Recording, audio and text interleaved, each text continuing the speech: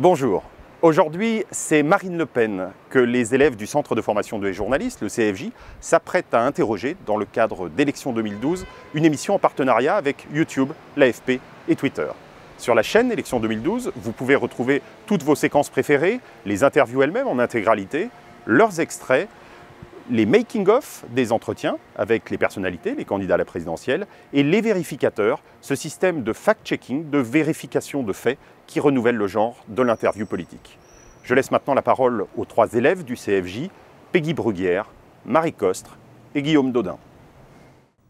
Bonjour Marine Le Pen. Bonjour. Bienvenue au Centre de formation des journalistes. Merci. Merci d'avoir accepté de participer à l'émission Élections 2012, réalisée en partenariat avec YouTube, l'AFP et Twitter. Vous avez peut-être vu les deux précédentes émissions? Non. Non. Je vais vous en expliquer le principe en fait, ainsi qu'aux internautes. Donc, ce sont des questions qui ont été posées par les internautes que nous avons sélectionnées. Ils ont pu voter dessus, il y en a eu plusieurs centaines et vous allez y répondre. Et l'une des originalités de cette émission, c'est que nous avons une équipe de vérificateurs. Donc c'est un système de vérification qui n'entache en rien votre liberté d'expression. Il s'agit juste d'être sûr que le débat repose sur des faits qui sont avérés. Donc on a 5 vérificateurs qui sont au-dessus de nous, qui vont écouter avec beaucoup d'attention notre débat. Et en cas d'imprécision ou d'erreur de votre part, ils interviendront pour la corriger. Et après, il y a une note, non? Ah non, ne vous inquiétez pas. De toute façon, c'est pour tous les candidats. D'accord. Donc nous sommes diffusés sur Internet. La tradition, c'est que nous commencions par une question qui porte sur le web. Donc dans l'émission Des paroles et des actes sur France 2, le 23 juin, vous avez dit qu'il fallait libérer Internet. Donc en fait, on se demandait, qu'est-ce que vous trouvez qu'on ne peut pas tout dire sur Internet? C'est au contraire. Je crois qu'aujourd'hui, il y a toute une série de lois, de Hadopi au traité ACTA, qui est en train d'être discuté au niveau mondial, dont l'objectif est de se servir de la lutte évidemment nécessaire contre la pédopornographie, la pédophilie sur Internet, mais on se sert en réalité de cette lutte pour essayer de mettre en place un contrôle d'Internet, un contrôle préalable, c'est-à-dire le pouvoir politique, somme toute, prendrait la main sur ce qui m'apparaît comme étant un média absolument libre et qui doit le rester. Et j'ai donc dit que si j'arrivais au pouvoir, je ferais une grande loi pour sanctuariser en quelque sorte la liberté sur Internet. Nous avons des lois en France sur l'injure, sur la diffamation, qui s'appliquent à Internet et c'est tout à fait légitime, mais on ne doit pas soumettre Internet à un contrôle préalable de quelque nature que ce soit. Et je crois qu'entre Hadopi, l'OPSI 2 et le traité ACTA qui est en discussion et que l'Union européenne à laquelle l'Union européenne voudrait se soumettre, il y a de grands dangers aujourd'hui qui pèsent sur Internet. Vous parlez de contrôle préalable. Quels commentaires ne peut-on pas faire sur Internet? Quels propos ne peut-on pas tenir? Je crois qu'il faut rester encore une fois dans le cadre de la loi. Et le cadre de la loi en matière de liberté de la presse, c'est que si sanction il doit y avoir, cette sanction doit être a posteriori. C'est ça la liberté de la presse. Et en l'occurrence, l'ensemble des mesures qu'on veut mettre en œuvre sont des mesures qui envisageraient un contrôle d'Internet, entre guillemets, a priori. Ce sont les tribunaux qui doivent avoir la liberté de sanctionner les propos qu'on ne peut pas tenir en vertu de la loi française. Mais encore une fois, une autorité, quelle qu'elle soit d'ailleurs, ne doit pas pouvoir, parce qu'elle risque d'être liée évidemment au pouvoir politique, pouvoir censurer le débat sur Internet. Internet, c'est un foisonnement d'intelligence. C'est vraiment la liberté de parole, dans un temps, et c'est ici que j'en parle avec d'autant plus de facilité, où la concentration de la presse pose un certain nombre de difficultés en termes de liberté de la presse, où des grands groupes financiers prennent le contrôle d'un certain nombre de médias traditionnels. Je pense que Internet doit rester cet espace d'intelligence et de liberté. Alors toujours pour rester sur l'émission Des paroles et des actes, on a sélectionné la question de Loïc qui habite Sedan, car de nombreux internautes ont porté beaucoup d'intérêt aux différends qui vous a opposés à Caroline Fourest et Laurent Geoffrin à la fin de l'émission. Donc voici sa question. Il vous demande: lors d'un débat télévisé, nous sommes restés sans réponse à une question de Caroline Fourest. Comment pouvez-vous affirmer que des Français d'origine musulmane sont des recrues de mauvaise qualité dans l'armée? Ces propos figuraient bien sur le site du FN. Donc on a vu que vous avez considéré depuis qu'il s'agissait d'une maladresse. Mais alors la maladresse, elle se situe où? Est-ce qu'elle se situe... Voilà. Excusez-moi, je termine juste ma question. Est-ce qu'elle se situe parce que vous avez fait une association entre Français d'origine musulmane et recrues de mauvaise qualité, ou juste parce que vous considériez qu'il y avait un problème de recrutement de mauvaise qualité dans l'armée? Non, il faut que vous compreniez quel était ce programme. C'est le programme de 2007. Hein. Le programme de 2012 n'est pas encore sorti, il sera rendu public au mois de novembre. Bon. Dans le cadre de ce programme, il y avait un certain nombre de phrases qui étaient censées résumer le constat des difficultés ou des chiffres de l'armée, tout simplement. Il y a tant de militaires, etc. Il y a des difficultés de recrutement. Et c'était des petites phrases qui se suivaient. Paragraphe, donc il y a vraiment une association. Oui, c'était un tout petit paragraphe. Donc vous pouvez d'ailleurs lire l'intégralité du paragraphe parce que je ne l'ai pas. On l'a. Alors justement, voilà. pour que les internautes nous entendent bien, cette phrase apparaît à l'écran. Donc à la fin de ce fameux paragraphe, il est inscrit, faute de crédit, non seulement il est impossible de recruter beaucoup d'engagés, mais il devient de plus en plus difficile d'avoir un recrutement de qualité. Point.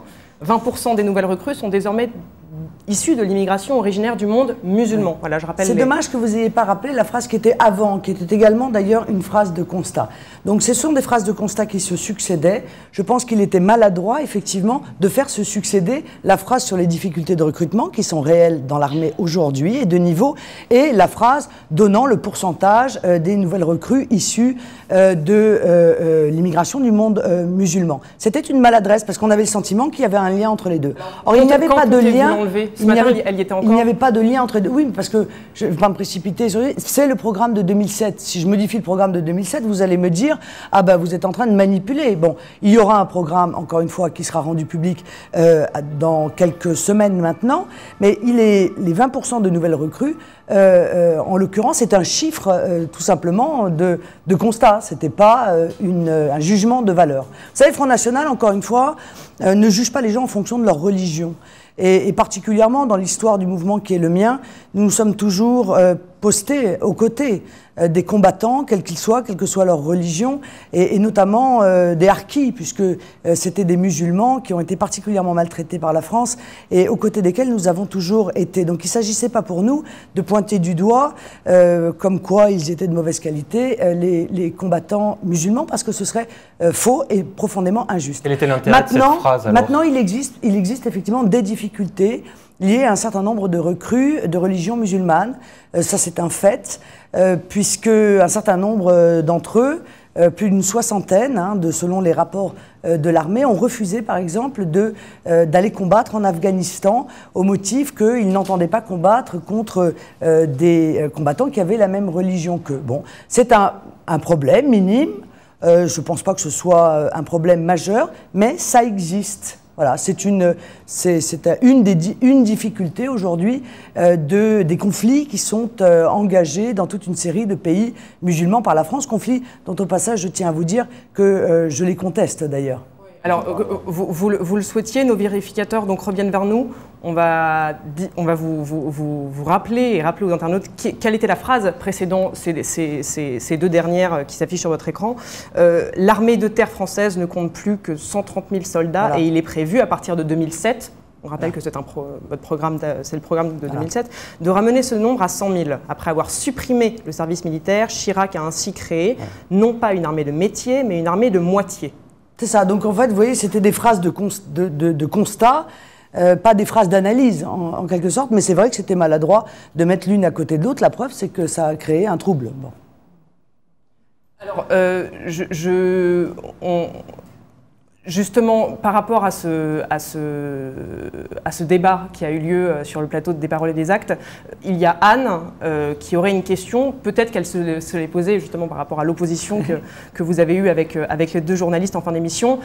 Elle vous demande, peut-être que ça peut apparaître sur l'écran, les journalistes sont plus agressifs à votre égard que face aux autres candidats. Comment l'expliquez-vous, Marine Le Pen ? Oui, je crois que ce constat est clair. Clairement, je ne me suis pas traitée dans la vie politique française comme sont traités d'autres candidats à la présidentielle. On se permet avec Marine Le Pen des choses qu'on ne se permettrait pas avec Martine Aubry, avec Ségolène Royal et encore moins bien sûr avec le président de la République candidat. Bon. Alors, il semblerait qu'en coulisses, enfin plusieurs journalistes en tout cas, ont reconnu qu'en coulisses, il était beaucoup plus... Les journalistes qui couvrent le Front National depuis des années pour plusieurs rédactions nationales, que vos rapports avec les journalistes se sont adoucis. Oui, enfin, on parle de transparence, eux-mêmes parlent de transparence, ils parlent de disponibilité. Oui, ces relations. Donc en coulisses, tout se passe normalisées. Bien. En plateau, nous, on a fait beaucoup d'efforts, si vous voulez, pour ouvrir le Front National. On ne voulait pas donner le sentiment que le Front National était fermé, etc. Moi, j'ai beaucoup de journalistes qui m'ont dit c'est extrêmement facile de travailler avec le Front National. Vous êtes disponible, vous ouvrez vos bureaux, vous ouvrez vos réunions. Et je crois avoir contribué un peu à cette ouverture, à cette normalisation. Et c'est vrai que les relations que je peux avoir avec des journalistes en dehors des plateaux n'est jamais la même que celle que j'ai sur le plateau. À un moment donné, j'arrive sur le plateau et je suis agressé comme si j'avais en face de moi des responsables politiques, des adversaires politiques et non pas des journalistes. Le journaliste, c'est celui qui est censé faire émerger l'information, faire émerger la vérité. Après, c'est aux auditeurs, aux téléspectateurs de se faire une opinion. Est-ce que je suis d'accord ou pas d'accord avec Marine Le Pen? Mais là, on a vraiment le sentiment d'être dans un combat politique. Pourquoi? Parce que je pense que je suis une candidate hors système et qu'il y a des relations assez proches entre le milieu journalistique et certains journalistes et le monde politique, des liens d'amitié, des parcours, peut-être d'études qui sont les mêmes. On s'est connus sur les bancs de l'ENA ou de Polytechnique ou de Sciences Po, etc., qui font que, eh bien, il y a un sentiment quand même qu'ils participent d'une même caste, d'une même élite. Vous n'avez pas d'amis journalistes dont je serais exclu parce que je ne rentre pas dans le moule politique. Vous n'avez pas d'amis journalistes, Marine Le Pen? Si, j'ai des amis journalistes. Si. J'ai des amis journalistes, bien sûr, mais vous voyez bien que de manière générale, beaucoup de journalistes portent quand même une pensée qui est très politiquement correcte et qu'on ne sort pas des sentiers battus. Et d'ailleurs, ceux qui cherchent à sortir des sentiers battus se font dénoncer par d'autres journalistes.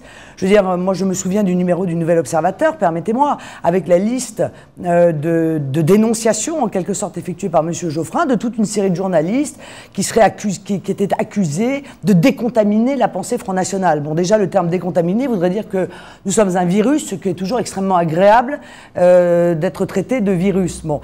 Et ces journalistes-là, eh bien, ils sont suspectés, ils sont même de temps en temps écartés des antennes. Je trouve qu'il y a là un vrai problème de fond de liberté de la presse. Alors, on va pas, pour terminer avec les journalistes, vous parliez des journalistes du monde qui sont censés chercher l'information. Hier, Stéphane Taponnier et Hervé Guéquier ont été libérés après 18 mois de détention.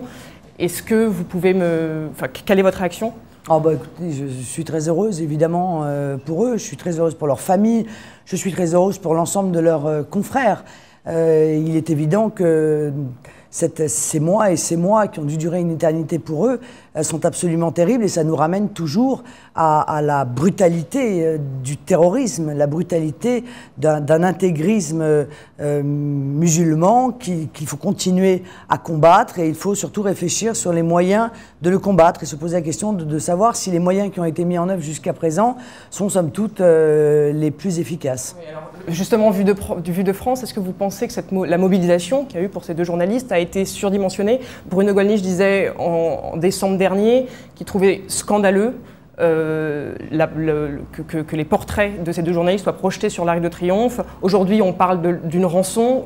Quel est votre avis sur la question? Il est évident qu'à partir du moment où ce sont des journalistes, ça mobilise les médias dans un concert de solidarité. Ça paraît tout de même assez naturel. Mais la réalité, c'est qu'ils ont été libérés parce que une rançon, et même 2 rançons, ont été versées, des millions d'euros qui ont été versés, la libération parallèlement d'un certain nombre de talibans qui étaient emprisonnés. Voilà, je veux dire, il n'y a rien de plus à dire que cela. Il y a des pays qui ont décidé dans leurs relations internationales de verser les rançons. Il y en a d'autres qui décident de ne pas le faire. C'est le cas notamment de la Grande-Bretagne. Évidemment, Alain Juppé ne le dira pas parce qu'il ne peut pas le dire. Mais bon, la réalité, c'est qu'il y a eu un certain nombre de versements qui ont entraîné la libération de ces 2 journalistes. Nous allons passer au premier thème, et le premier thème, c'est le thème société.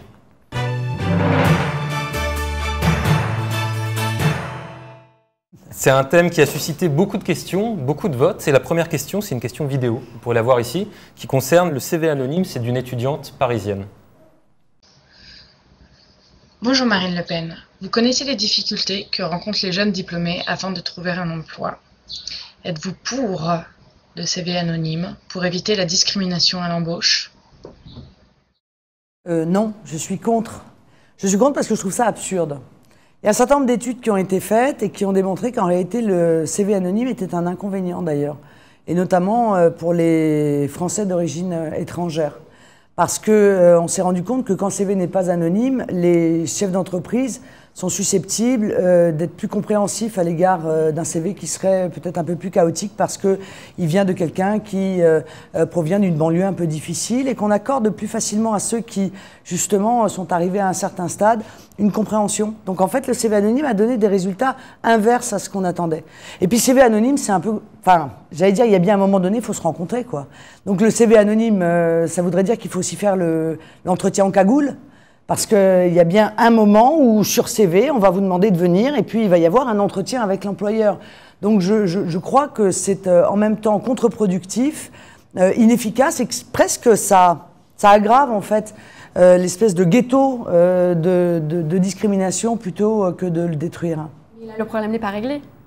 Il y a quand même toujours une discrimination. C'est des personnes qui, de toute façon, n'arrivent même pas à décrocher un entretien. Oui, c'est pas tout à fait vrai. Je crois pas ça. Je crois que les plus grandes discriminations en France, ça aussi, je crois que ça a fait preuve, ça a fait l'objet d'études, c'est à l'égard des handicapés, c'est à l'égard des personnes qui ont un certain âge. Voilà, je pense qu'en France, il y a énormément de difficultés pour trouver de l'emploi, tout simplement parce qu'il n'y en a pas. Et que quand il y a des problèmes pour trouver de l'emploi, c'est les jeunes qui prennent en premier, c'est les femmes, parce qu'on se dit, quitte à verser un salaire, si je pouvais éviter d'avoir une femme qui a des enfants et qui accessoirement pourrait un jour quitter le bureau à 4 heures parce que le gamin est malade, ou qu'il puisse retomber. Non mais voilà, bon. Donc, si vous voulez, je suis pas sûre que ce soit la discrimination la plus flagrante aujourd'hui. Et je pense que œuvrer pour le droit à l'indifférence, en quelque sorte, sera beaucoup plus efficace, est beaucoup plus efficace que pour le droit à la différence. Alors, nous allons passer à la question suivante. C'est une question Twitter, parce que les internautes ont l'occasion de poser des questions via Twitter, grâce à des hashtags dédiés. Envisagez-vous une refonte du système éducatif? Votre avis sur l'absentéisme, le retour de l'uniforme et la sécurité? C'est une question de CDR 85. Et on va essayer d'être concis. Parce que c'est une question, c'est une question extrêmement vaste. Qui méritera une heure de débat. Donc bien sûr, nous envisageons une refonte du système éducatif. Encore une fois, de manière très précise, on en évoquera les principes lors de notre programme qui sera rendu public au mois de novembre. Mais nous pensons que la problématique du système éducatif est une problématique d'abord de baisse du niveau. Donc nous allons proposer des pistes pour tenter de redresser le niveau des exigences, tant en matière de transmission du savoir qu'en matière de sécurité. Pensons que les problèmes d'insécurité, les problèmes plus généralement d'indiscipline à l'école, sont un inconvénient majeur évidemment pour la transmission du savoir et puis pour une scolarité qui doit être sereine. Ce sont évidemment les élèves les plus faibles et les plus modestes qui subissent directement de plein fouet la montée de l'insécurité. Moi, j'admets pas qu'un enfant aille à l'école avec la peur au ventre, parce qu'il y a quelques caïds... On ne parle pas d'insécurité, on parle d'absentéisme. La sécurité, il y a marqué, excusez-moi. Hein, oui, bien sûr. Alors, voilà, bon. Alors, la refonte du système éducatif, voilà. On met tout sur la sécurité et le contenu viendra après. Non, pas obligatoirement. Je crois d'abord que c'est un préalable. Le préalable, c'est de rétablir la sécurité, parce qu'on ne peut pas transmettre un savoir, et notamment quand on est professeur, on ne peut pas transmettre un savoir lorsqu'on le fait dans une classe qui est frappée par l'insécurité et par l'indiscipline. Ça me paraît être la première des conditions. Sur le retour à l'uniforme, c'est difficile de prôner le retour objectivement à l'uniforme et ça dépend à quel stade de l'école. En revanche, je pense que dans le primaire et peut-être même dans le collège, j'avoue que je ne serais pas moi totalement contre une blouse par exemple qui pourrait limiter les différences de niveaux sociaux. On voit qu'aujourd'hui, il y a une véritable, comment je puis dire, terrorisme de la marque, que l'apparence devient prioritaire et que ce terrorisme de la marque fait beaucoup souffrir les familles modestes Parce que les parents subissent eux-mêmes une pression de la part de leurs enfants qui veulent avoir les mêmes vêtements que les autres. Nos vérificateurs, pour parler des marques, etc., nous disent que sur votre site, donc dans la rubrique éducation, une vidéo a été postée en attendant que le programme soit mieux développé. Vous souhaitez aussi l'interdiction des portables de la primaire à la terminale? Oui, bah je pense que quand on travaille, on ne téléphone pas. Quoi. Voilà, c'est aussi pas de portable à l'école? Je pense qu'il ne faut pas de portable à l'école. Alors pour contrôler, il y a quelqu'un qui contrôlera. Écoutez, à ce moment-là, il n'y a aucune règle. Parce que si dès qu'on émet une règle, on dit ah, mais comment on va faire pour la faire respecter? Je pense qu'il y a des règles à respecter. Il y en a évidemment déjà dans tous les écoles et les collèges de France. Eh bien, celle-là pourrait être effectivement une règle à appliquer. Je pense que le portable est manifestement un élément de perturbation de la vie scolaire et qu'on n'a pas besoin de portable. Quand on est à l'école, nous, on n'en avait pas et on s'est très bien porté, honnêtement. Hein, bon. D'accord. Et en 2 mots, l'absentéisme, vous n'en avez pas parlé? L'absentéisme est un problème majeur.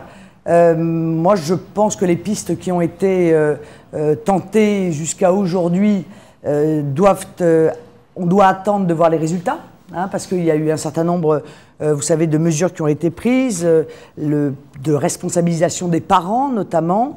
Nous allons voir si les résultats sont au rendez-vous. Hein. Bon, nous allons passer à la question suivante. La question suivante, c'est la question de Simon Guller. Voilà. Êtes-vous pour ou toujours contre le Pacs? Toujours contre. Non, c'est pas tout à fait vrai, parce qu'en fait, on était contre le Pacs avant qu'il soit mis en œuvre. Bon, maintenant, il est mis en œuvre. Il y a un certain nombre de gens qui, manifestement, y trouvent un intérêt. En réalité, comme j'ai eu l'occasion de le dire, très peu d'homosexuels, hein, d'ailleurs, parce qu'il n'y a que 5%, je crois, de ceux qui sont pacsés qui sont homosexuels.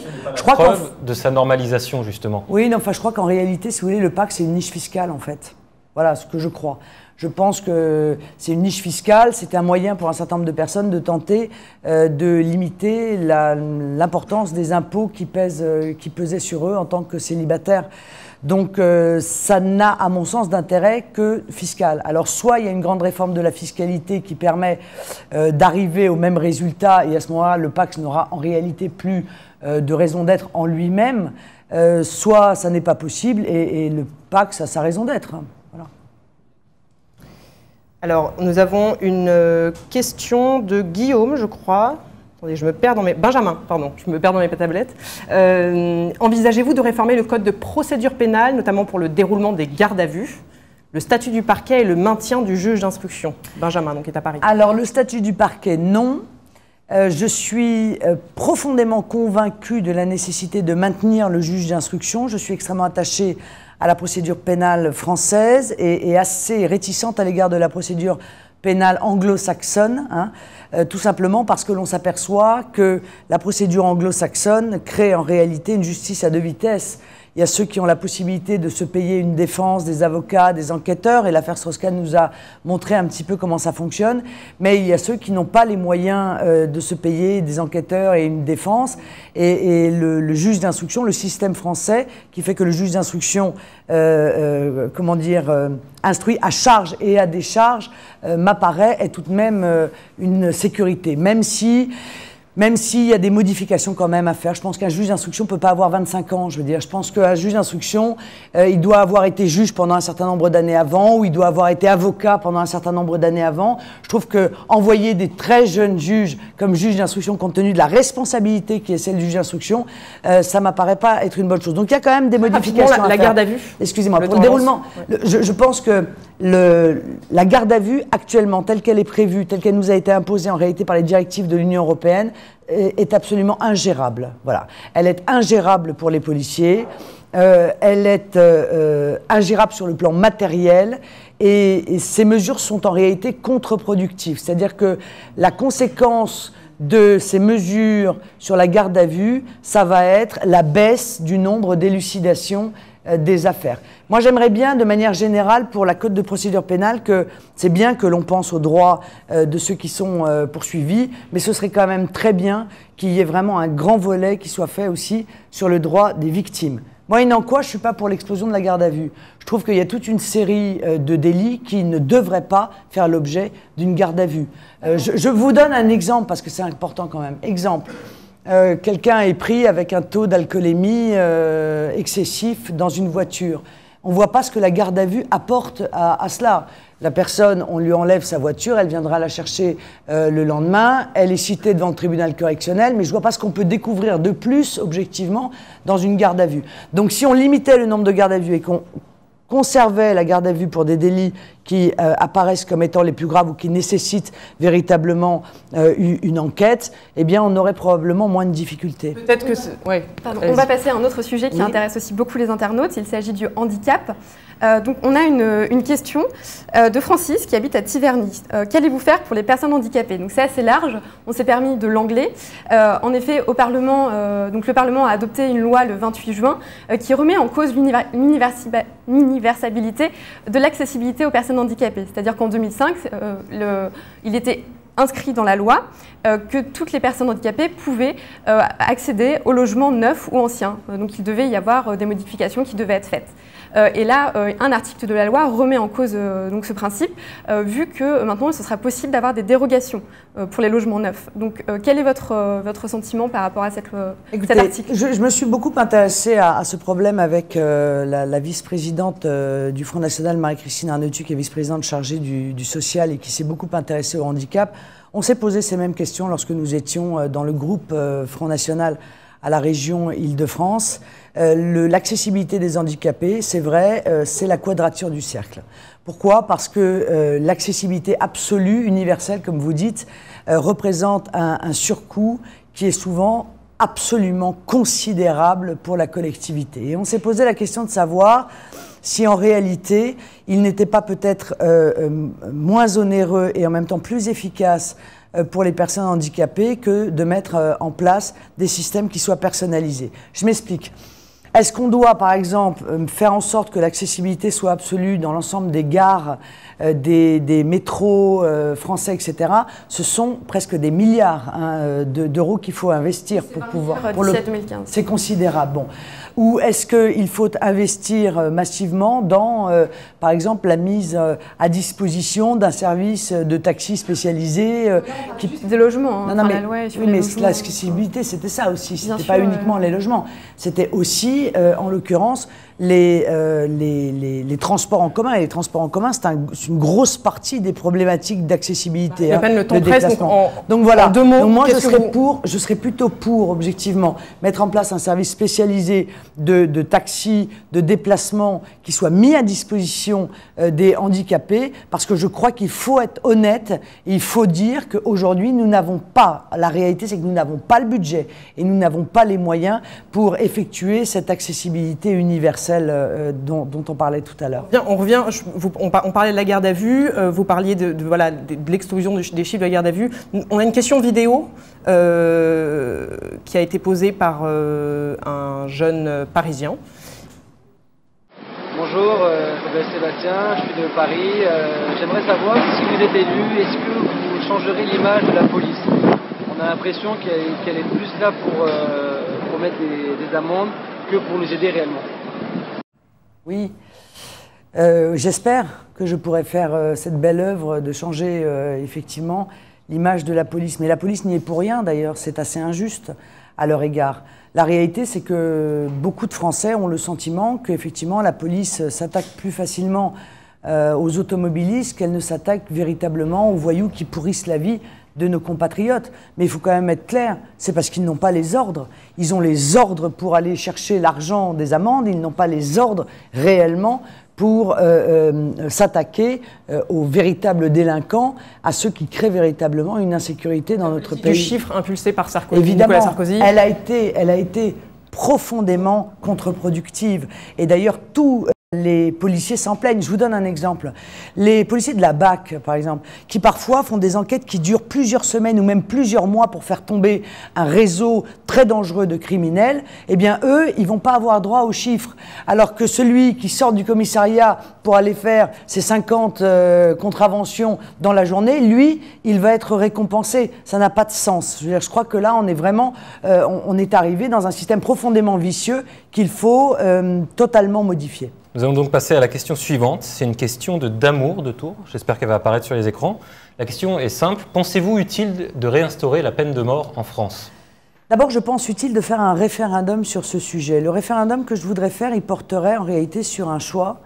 Est-ce que vous voulez la réinstauration de la peine de mort ou est-ce que vous voulez l'instauration, parce qu'elle n'existe pas, de la perpétuité réelle? Vous savez qu'aujourd'hui, le maximum en France, c'est 30 ans. Ça veut dire que des gens dont les enfants ont été purement et simplement massacrés sont susceptibles de recroiser le barbare qui a massacré leurs enfants un jour ou l'autre dans la rue. Je trouve que cette situation est absolument inadmissible. Bon. Le problème de la suppression de la peine de mort, c'est qu'il y a eu des conséquences induites de cette suppression. Ça a été en fait l'affaissement, l'abaissement de ce qu'on appelle l'échelle des peines. Comme il n'y a plus de peine de mort et qu'il n'y a pas de perpétuité réelle, ben, l'ensemble des peines se sont un peu écrasées et aujourd'hui on se retrouve avec des faits qui sont graves et qui, dans la réalité, sont sanctionnés de manière relativement légère, surtout si on compare aux délits, notamment routiers, bon, par exemple. Et donc, je crois que c'est un grand sujet et que les Français doivent avoir la possibilité de s'exprimer sur ce grand sujet. Alors, une dernière question pour clôturer ce thème société qui a été posée par Hélène, qui habite Paris. Êtes-vous, Marine Le Pen, en faveur d'un retour à des choix de prénoms français issus du calendrier pour les enfants nés en France? Très rapidement, oui ou non? Oui, oui, je suis favorable. Parce que je crois que le fait de donner un prénom français à ses enfants, quand on a obtenu la nationalité française ou qu'on est d'origine étrangère, a été un des éléments qui a extrêmement bien fonctionné dans l'histoire de France pour que l'assimilation se fasse très rapidement. Ça a été le cas pour les Italiens, les Portugais, les Espagnols, les Polonais. Ils donnaient, c'est vrai, un prénom français à leur enfant. Un moyen d'intégrer? C'est un moyen d'assimilation très efficace, très performant. Et ça n'est plus le cas aujourd'hui, sous prétexte de conserver et presque de montrer le lien avec la nationalité d'origine ou la culture d'origine. On donne aux enfants français des prénoms qui sont à consonance étrangère et je pense que ça leur rend la vie probablement plus compliquée et ça freine, à mon avis, l'assimilation nécessaire, ça la retarde. Nous allons passer au thème suivant. Le thème suivant, c'est l'économie.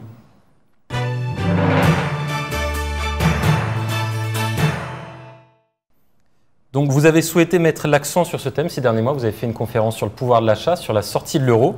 Et justement, une première question qui vient de Franck de Vitrolles. Donc Franck dit « Mon salaire est de 1 372 € par mois, soit 9 000 francs. Si nous sortons de l'euro, comment allez-vous effectuer la conversion ?» Oui, j'ai entendu beaucoup de sottises sur ce sujet. J'avoue que j'en étais même étonnée parce que beaucoup de sottises dans la bouche de gens qui devaient obligatoirement être de mauvaise foi parce qu'ils ne sont pas quand même des économistes aussi mauvais. Le salaire, le retour à un nouveau franc en réalité, c'est pas le retour à l'ancien franc, on s'entend bien, ce serait le retour à un nouveau franc. Donc, non, mais attendez, donc c'est la parité, c'est évidemment la parité dépend d'une volonté politique, c'est nous qui décidons de la parité. Comme on a décidé, lorsqu'on est passé à l'euro, que 1 euro était égal à 6,55 francs, on déciderait que 1 euro égale 1 franc. Qu'est-ce que ça veut dire? Ça veut dire que le salaire de monsieur serait de 1 372 nouveaux francs. Mais que la baguette qu'il achète, qui était à 1 euro, serait à 1 franc. Donc pour lui, ça ne va strictement rien changer. Que le loyer qui était pour lui de, par exemple, 400 € sera à 400 francs. Bon, donc c'est uniquement un problème de parité. Donc venir dire qu'il va y avoir une perte spectaculaire de pouvoir d'achat parce que 1 euro égale 1 franc, c'est absurde parce que tout sera en l'occurrence libellé en nouveaux francs qui seront, pour des raisons de facilité, égales à 1 euro.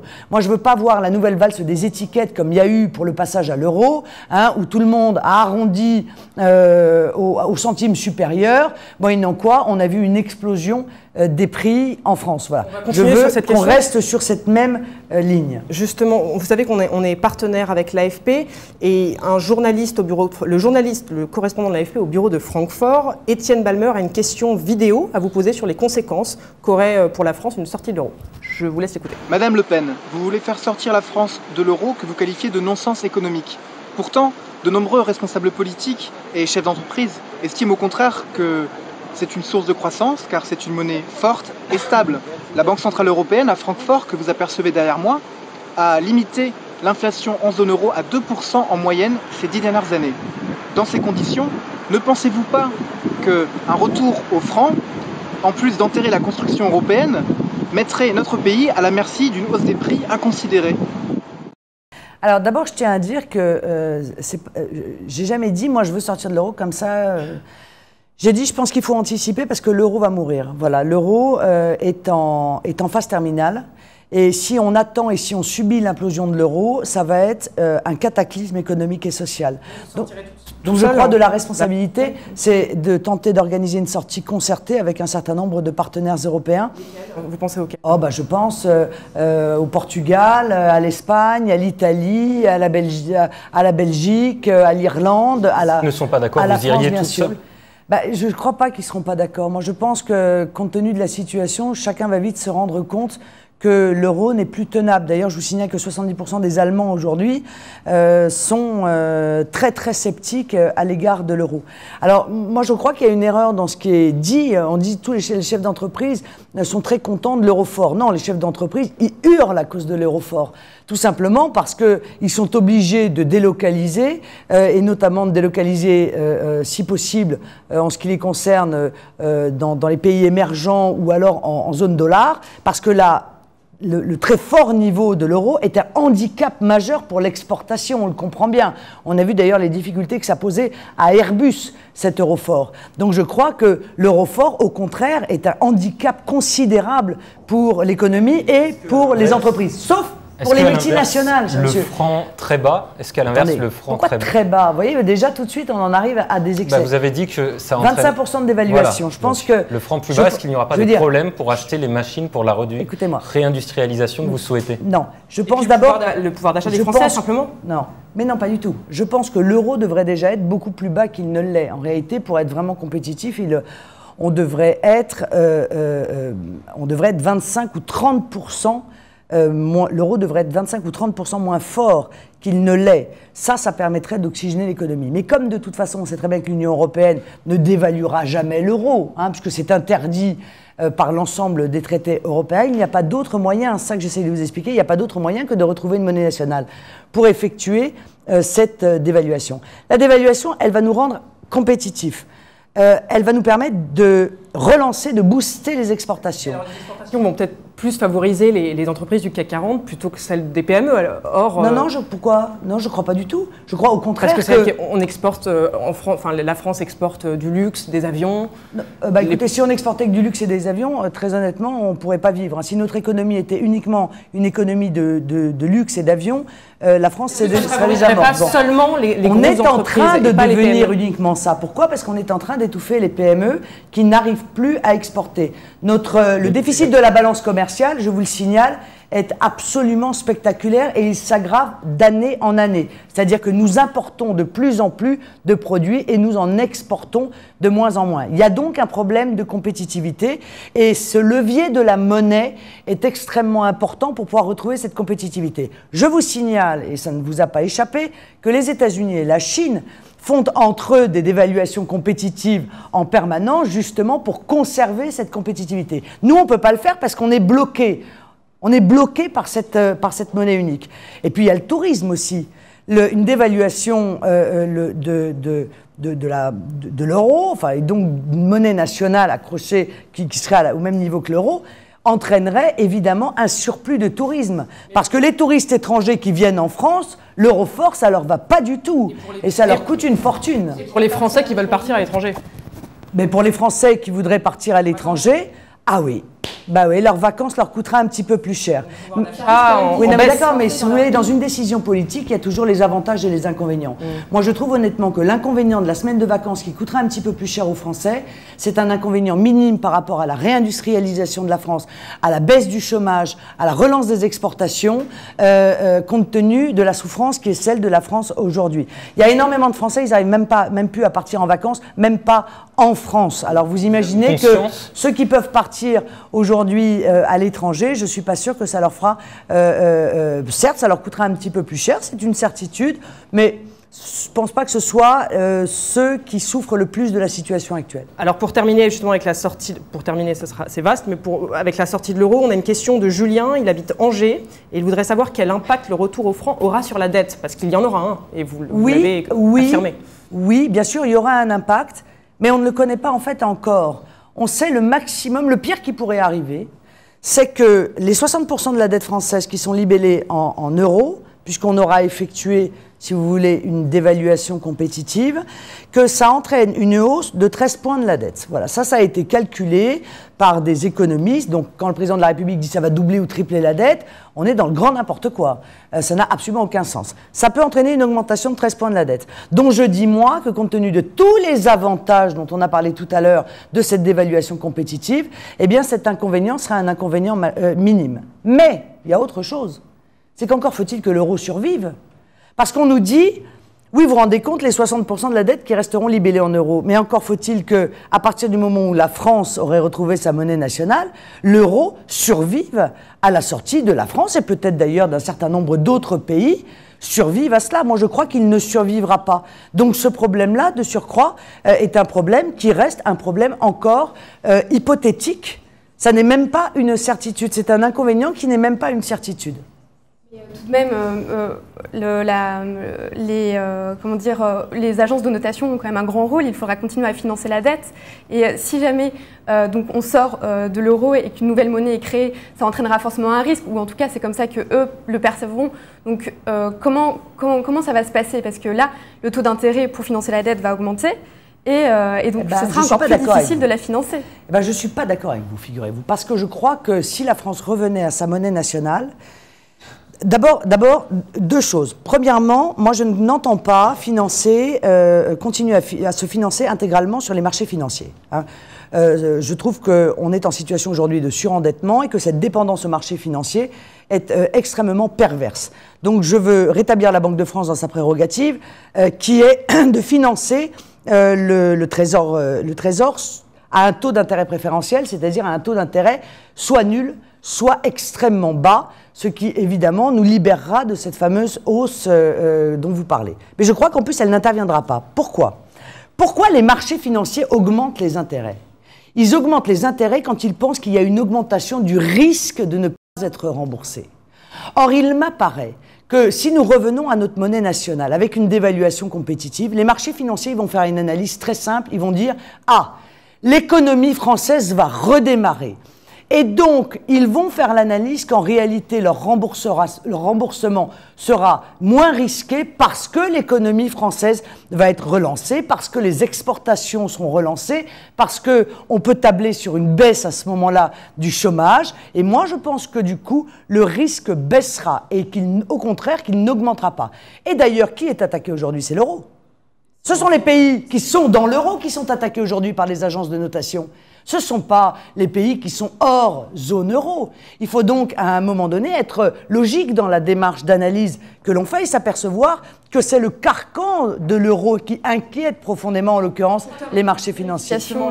Vous disiez que 70% des Allemands souhaitaient revenir à l'euro. Nos vérificateurs nous disent que selon un sondage réalisé il y a quelques mois en Allemagne, c'est seulement la moitié des citoyens d'outre-Rhin qui sont favorables. Ils se mettent au travail tout de suite et on leur demande de revenir vers nous dès qu'on va passer au... Il y a un sondage qui est paru il y a quelques jours sur le scepticisme massif aujourd'hui des Allemands à l'égard de l'euro, d'où d'ailleurs la couverture de la semaine dernière de Der Spiegel, où l'on voyait dans un cadre l'euro avec un bandeau noir qui était en fait une couverture sur la fin programmée de l'euro. On peut être au thème suivant, mais peut-être pour finir, le scepticisme des Allemands par rapport à l'euro, c'est différent de la volonté exprimée de vouloir sortir de l'euro. Est-ce que vous avez un sondage qui dit expressément que 70% des Allemands veulent sortir de l'euro? La phrase était libellée en allemand, moi je n'en ai lu que les commentaires, mais là vous êtes sur quand même sur une nuance qui est critiquable. Parce que si on est très sceptique à l'égard de l'euro, il n'y a pas beaucoup d'autres moyens. Bon. Les Français, vous dites que les Français sont inquiets, et c'est normal. Une enquête, nos vérificateurs qui nous disent, un sondage réalisé par TNS Sofres pour la Fondation publique, une enquête qui a été publiée le mois dernier, seuls 30% des Français souhaitent revenir au franc. Ouais, donc un référendum peut-être? C'était 15%, non je ne crois pas parce que je crois que ça va augmenter de manière spectaculaire dans les mois qui vont venir. Il y a très peu d'années, il n'y avait que 15%.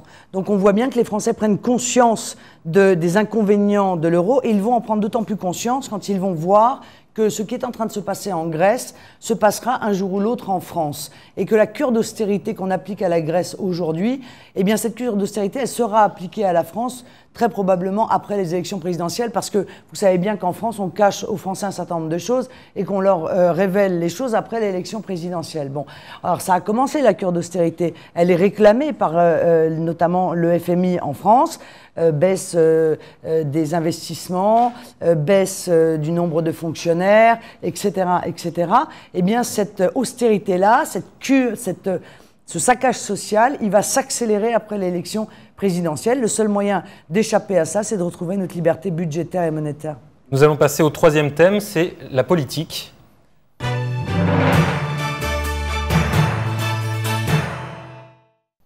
Et tout d'abord, des questions qui concernent la stratégie politique du Front National, avec une première question de Jérémy, qui est étudiant, c'est une question vidéo. Bonjour.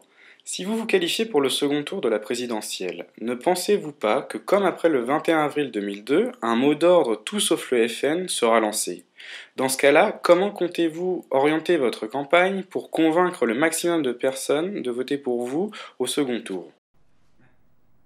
Oui, je pense que le système tentera, comme il l'a fait en 2002, de faire tout sauf Marine Le Pen. Mais je pense que ça fonctionne de moins en moins bien. Je pense qu'il y a beaucoup de gens, et je reçois beaucoup de jeunes d'ailleurs, qui ont manifesté d'ailleurs en 2002 et qui disent « mais on s'est fait complètement avoir dans cette affaire, on nous a manipulés, on nous a instrumentalisés ». Les Français commencent à se rendre compte que cette association UMP-PS, qui est là en réalité pour maintenir ou l'un ou l'autre au pouvoir, est le moyen qu'il n'y ait aucun changement en France. Et ils perçoivent, je crois, ma candidature comme une candidature alternative. On a vu d'ailleurs au cantonal que, analyse faite, l'UMP a hésité à lancer des mots d'ordre et des consignes de vote, qu'ils sont restés dans le nini parce qu'ils ont pris conscience que le Front républicain, tel qu'on a pu le connaître en 2002, eh bien, n'était plus suivi par les électeurs. C'est aussi simple que ça. Alors, lancer un mot d'ordre quand il n'est pas suivi par les électeurs, ça pose quand même un problème de crédibilité. Aux élections cantonales, qu'on se retrouve face à un candidat de droite ou un candidat de gauche, on a augmenté de 10 points entre les deux tours, quel que soit le candidat qui était face au candidat Front National. Ça veut dire qu'il y a à droite et à gauche des gens qui incontestablement voteront pour Marine Le Pen si elle se retrouve face à un candidat de droite ou un candidat de gauche, parce qu'ils veulent un autre choix, ils veulent un autre modèle que celui qui nous a été imposé depuis 30 ans. Donc je crois que ça ne se passera pas de la même manière, en l'occurrence, qu'en 2002. Après cette question vidéo, Daniel Lederman de Paris, lui, se demande si vous êtes élue présidente mais que vous n'obtenez pas la majorité à l'Assemblée nationale, accepterez-vous la cohabitation? Parce que de toute façon, ça risque d'arriver dans la mesure où pour l'instant vous n'avez aucun député à l'Assemblée nationale. Oui, mais donc est-ce que vous pouvez nous répondre très rapidement par oui, par non? Bien sûr, mais ce n'est pas parce qu'on n'a aucun député aujourd'hui qu'on ne peut pas avoir une majorité demain. Il suffit que le peuple le décide de vous donner une majorité. En règle générale, s'ils vous élisent à la tête... Est-ce que vous accepterez la cohabitation? Oui, ben si le peuple français décide de me donner une majorité qui est contraire à la mienne, j'accepterai bien sûr la cohabitation. Moi, je respecte les institutions de la République. Mais je crois que dans la logique, les Français me donneront une majorité quand même. Alors, on poursuit avec une autre question vidéo qui va apparaître tout de suite. Bonjour, je m'appelle Simon, je viens de La Rochelle. Alors Marine Le Pen, est-ce que tu es vraiment vrai dans ton discours ou est-ce que tu essaies juste de trouver de nouveaux électeurs en passant pour plus gentil que ton papa? Oui, c'est direct, mais vous savez, les Français commencent à me connaître, honnêtement, ça fait 10 ans que je suis au premier plan de la vie politique française. Si j'étais vraiment la manipulatrice qui est décrite par un certain nombre de journalistes partisans, je pense que les Français sont assez lucides et assez clairvoyants, ils s'en seraient rendus compte. Voilà. On ne peut pas faire du cinéma pendant 10 ans. Moi, j'ai une grande cohérence. Ça fait 10 ans que je défends les mêmes idées, que j'expose aux Français la vision qui est la mienne. J'ai écrit un livre en 2005... J'ai écrit un livre en 2005 à l'époque où je n'étais même pas candidate à la tête du Front National, et vous retrouverez dans mon livre, qui vient d'ailleurs d'être réédité, qui s'appelle À contre-flot aux éditions Grancher, vous retrouverez l'ensemble des lignes politique que je développe aujourd'hui, la laïcité, la lutte contre... Répondez à la question, est-ce que vous ressemblez à votre père ou est-ce que... C'est pas ça la question. Est-ce que vous êtes sincère dans la présentation que vous faites de vous-même? C'est ça la question qu'il me pose. Bon, donc je réponds, oui, bien sûr, je suis sincère et je crois que ça se voit, et je crois que ça se sent, et je crois que sur, encore une fois, la longueur, sur les 10 dernières années, encore une fois, je n'ai pas adapté mon discours à telle ou telle situation. J'ai toujours eu un discours qui est le même, j'ai toujours eu des positions qui étaient les mêmes, même si, par exemple, dans la compétition interne, j'ai pris un certain nombre de risques en exposant, avec une totale transparence, les options qui étaient les miennes. Sincère. Donc on a une autre question justement d'une internaute qui vous demande justement de la sincérité. Elle vous demande, êtes-vous raciste? Non, absolument pas. Je n'imagine pas qu'on puisse juger quelqu'un en fonction de la couleur de sa peau, en fonction de sa religion, en fonction de son origine. Voilà. Je pense que dans la vie, il y a des gens bien et il y a des gens pas bien, et ça, quel qu'il soit, en l'occurrence. Bon. Une nation, à une nationalité. Vous considérez que c'est de la xénophobie, eh bien moi, pas du tout. Je considère qu'il y a énormément de pays dans le monde qui accordent à leurs compatriotes, aux gens qui ont la nationalité de ce pays, des avantages, en quelque sorte, une priorité dans un certain nombre de choses, accès à l'emploi. Ça a d'ailleurs été refusé par le tribunal administratif de Marseille il y a quelques années. Lorsqu'on accorde une prime, par exemple, à des parents qui sont français contre d'autres. Je vous arrête. Ne me mettez pas en contradiction avec la loi. La Constitution a été changée pour retirer de la Constitution en 81 la préférence nationale. Bon, si elle a été modifiée, elle peut être à nouveau modifiée pour réintroduire la préférence ou la priorité nationale, comme vous voulez. J'ai dit hier, sur une autre chaîne que la vôtre, j'ai donné l'exemple de Monaco. La principauté de Monaco, eh bien, applique la préférence monégasque. C'est-à-dire que quand vous avez la nationalité monégasque, vous avez, à compétence égale, vous avez une priorité d'embauche à Monaco. Vous avez toute une série d'aides sociales au logement, vous avez toute une série d'aides sociales pour élever votre famille qui ne sont pas accordées à ceux qui n'ont pas la nationalité monégasque. Mais madame, c'est vrai dans beaucoup de pays du monde, c'est vrai au Maroc, c'est vrai, la préférence nationale existe en Allemagne, et personne n'a jamais dit que ces pays-là étaient des pays fascistes. Personne, encore une fois, n'imagine que la France... Non mais, ni xénophobe. Je veux dire, personne n'oserait dire le roi du Maroc est xénophobe, ou le prince Albert est xénophobe. Entendu votre réponse, ou Madame Merkel est xénophobe. Non mais ce que je veux dire... On va pouvoir continuer sur ce thème. Non mais ce que je veux dire, c'est que c'est très important ce que vous exprimer sur la question suivante qui concerne l'immigration. Attendez, ce que je veux dire, c'est que la priorité nationale que je veux appliquer, la seule condition pour en bénéficier, c'est d'avoir la nationalité française. Donc il ne s'agit en aucun cas... ne rentre en aucun cas en ligne de compte ni la couleur de la peau, ni l'origine, ni la date à laquelle on est devenu français, ni la religion. Cette priorité nationale, elle s'appliquera à tous les Français. On continue sur la question suivante, une question de Josie de Gravelines. Madame Le Pen, vous dites que l'immigration coûte 60 milliards d'euros à la France, mais pourriez-vous me dire sur quoi vous vous fondez pour ce chiffre? Écoutez, sur un rapport que nous avons fait faire par des experts il y a déjà un certain nombre d'années, il y a maintenant une bonne vingtaine d'années qu'on a, par conséquent... Ah oui, arrêtez parce que ça va être pire maintenant. Parce que plus il y a d'immigration, plus évidemment le coût va augmenter. Donc, de quel rapport s'agit-il, s'il vous plaît ? Dommage de se baser sur des rapports qui datent de 20 ans pour un problème politique. Pour répondre à vos internautes, il y a 2 autres personnes qui ont fait des rapports sur le coût de l'immigration. Il y en a eu d'autres d'ailleurs. Il y a M. Leland, que vous devez évidemment connaître. Et M. Gourevitch, que vous devez évidemment connaître aussi. Bon. Et eux, ils ont fixé, alors nous sommes en désaccord, ils ont fixé le coût de l'immigration, je crois pour l'un, à 37 milliards d'euros.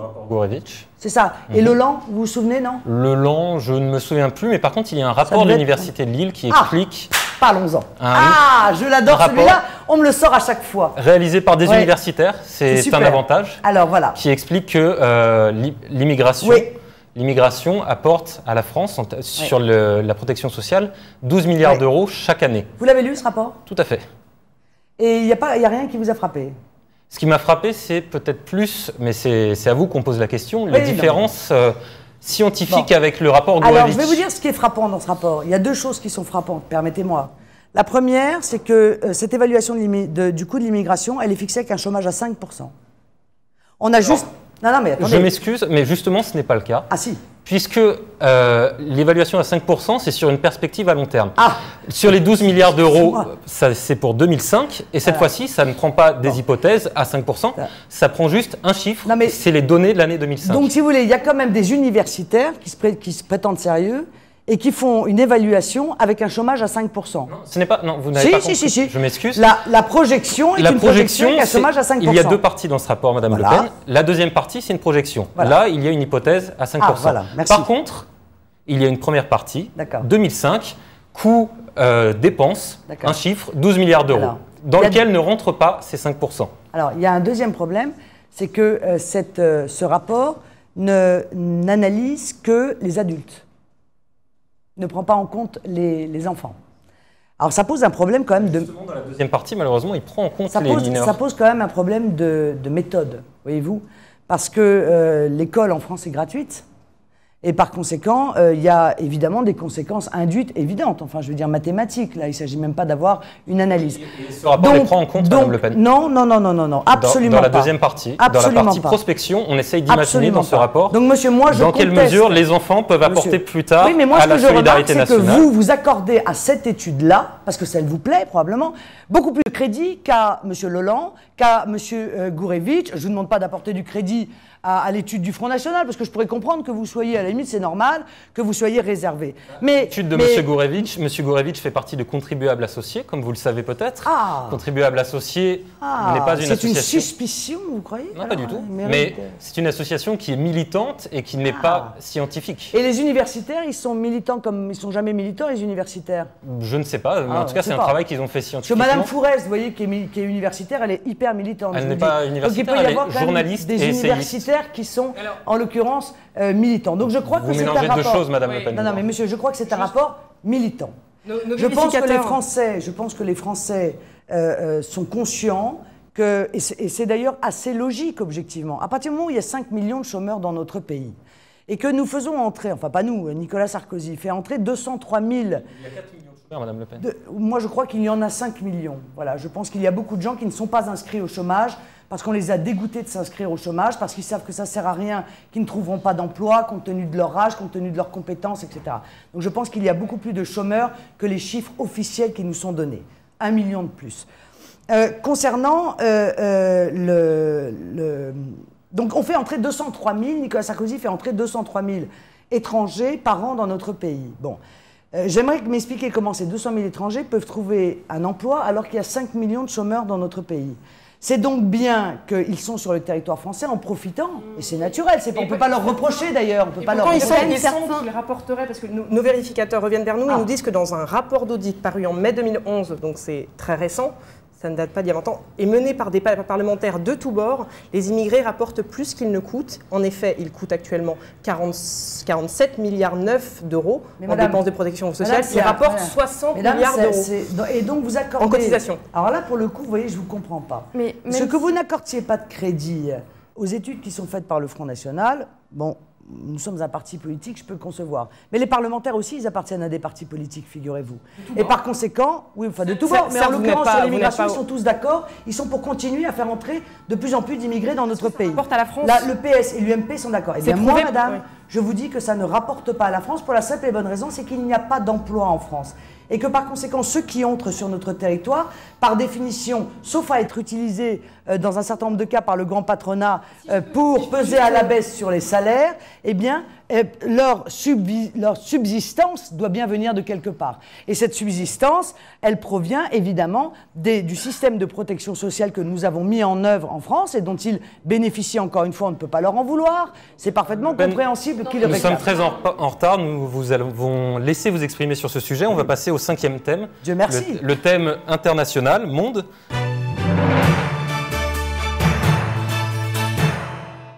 Donc, la question vient de Daniel Lederman de Paris, à nouveau. Vous êtes lié à jamais aux provocations de votre père. Ne croyez-vous pas que votre élection nuirait à l'image de la France dans le monde et compliquerait nos rapports avec les autres pays? Ah, bah écoutez, c'est une question un peu partisane, vous l'admettrez. Bon.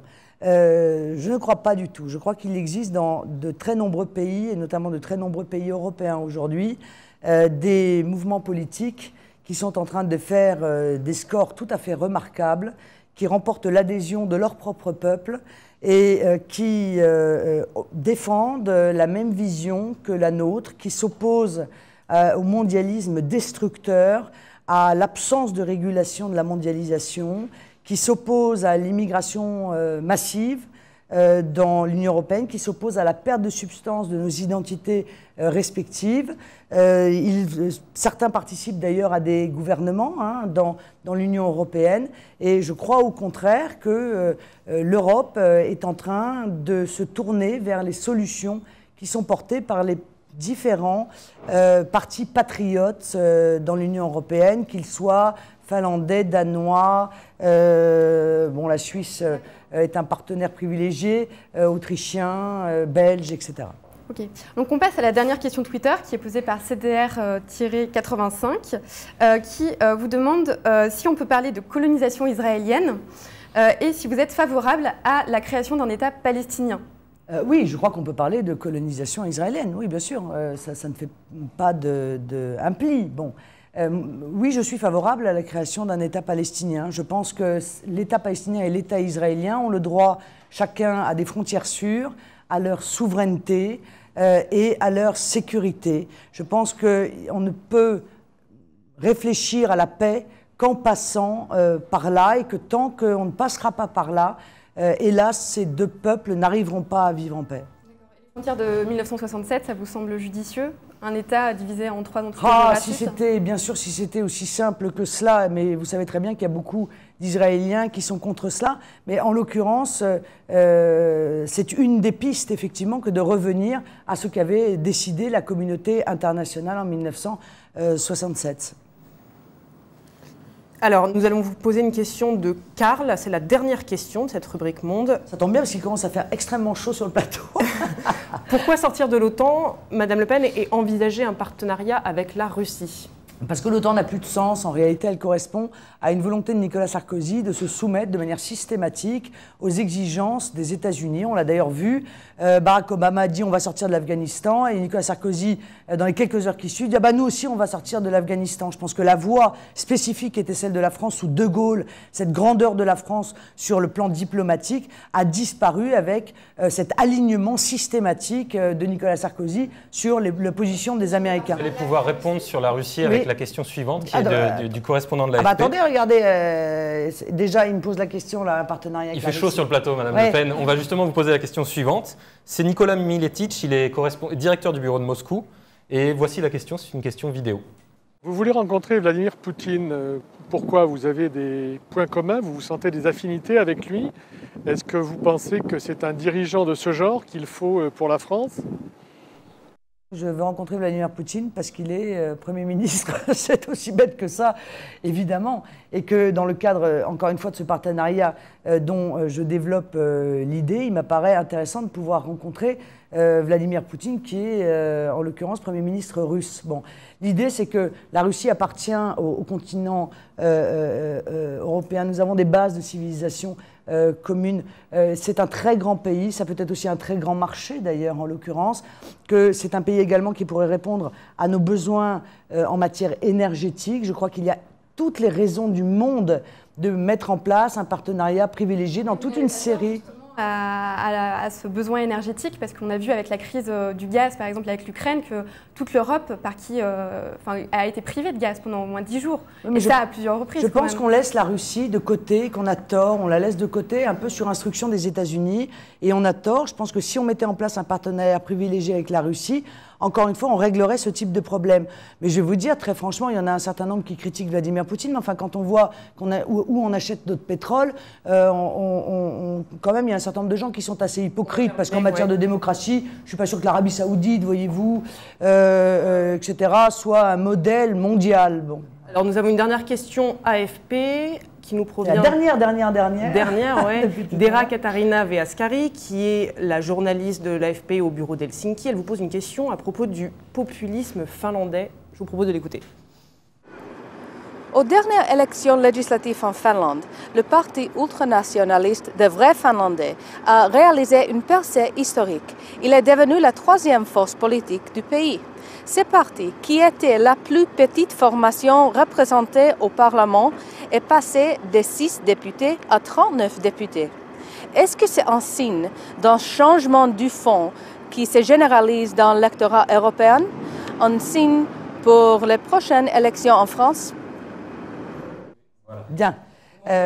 Oui, écoutez, je pense que ça correspond à ce que je vous disais tout à l'heure. Il y a un véritable courant dans l'ensemble de l'Europe aujourd'hui de retour aux structures nationales, de retour à la préservation des intérêts, à la souveraineté des peuples qui a été très mise à mal par l'Union européenne. Il y a un rejet de l'Union européenne qui apparaît comme bureaucratique, comme totalitaire, comme technocratique. Et nous participons à l'évidence de ce grand mouvement. Merci Marine Le Pen. C'est juste que ce parti finlandais ne veut pas avoir aucun lien avec vous, ne veut pas être apparenté à votre parti. Est-ce que c'est vraiment au niveau... Est-ce qu'au niveau de l'Europe, est-ce qu'on peut parler vraiment d'une unité au niveau même idéologique de ces partis? Je dis pas là, je dis qu'il y a des grands courants auxquels nous participons. Moi, je suis en train de multiplier les contacts avec un certain nombre de mouvements politiques. Nous avons chacun, nous avons parfois des différences, nous avons des sensibilités parfois qui sont différentes parce que l'histoire de nos pays est différente, parce que institutionnellement, nous ne sommes pas évidemment tous similaires, etc. Mais ce sont des grands mouvements politiques de fond dont participe et effectivement la montée de ce mouvement en Finlande. Voilà, donc nous arrivons au terme de cette émission. Nous avons une question un peu plus personnelle, on va se projeter un petit peu dans le futur. Nous sommes à l'été 2012, vous êtes à la tête de l'État français depuis maintenant plusieurs semaines, vous travaillez sans relâche et vous décidez de prendre des vacances. Quelle partie du monde aimeriez-vous explorer? Je veux dire, si je prends des vacances quand je suis président de la République, je vais aller en Bretagne. Je ne vais pas aller explorer les parties du monde. Je crois que je n'aurai pas assez de temps pour le faire et j'aurai beaucoup de travail sur la planche, je crois.